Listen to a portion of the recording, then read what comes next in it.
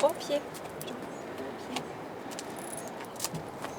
Joe, une labernoise de 2 ans, est depuis quelques mois le nouvel allié du Centre d'aide aux victimes d'actes criminels de l'Abitibi-Témiscamingue.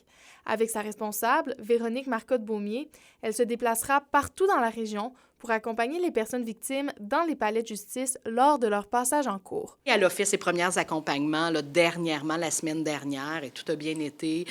C'était un procès et tout a bien été. Là. Joe est vraiment sur son podium auprès de la personne victime pour qu'elle puisse la flatter. Hein, quand que les émotions montent, quand que l'anxiété monte trop.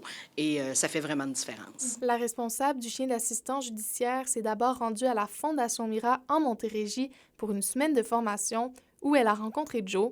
Il a ensuite fallu 3 mois d'entraînement avant que la chienne soit prête à mettre ses apprentissages en pratique. C'est la personne qui doit être accompagnée par le chien qui a fait la demande, qui a la priorité dans le fond parce que les autres personnes ne peuvent pas flatter Joe, ne peuvent pas lui parler non plus parce qu'elle est au travail. Quand elle a son harnais inscrit CAVAC, c'est qu'elle est au travail, mais l'intervenante, maître chien, est toujours avec elle, par exemple. Le CAVAC marche sur les traces de la Sûreté du Québec et de la Direction de la protection de la jeunesse régionale qui ont eux aussi bénéficié de chiens d'assistance judiciaire. Ça fait vraiment la différence parce que Joe amène une autre dynamique que même si nos intervenants CAVAC sont super expérimentés, ben on ne peut pas retrouver ça. C'est une autre dynamique carrément. Et parmi le réseau des CAVAC au Québec, Joe est le 7e chien d'assistance judiciaire à accompagner les personnes victimes.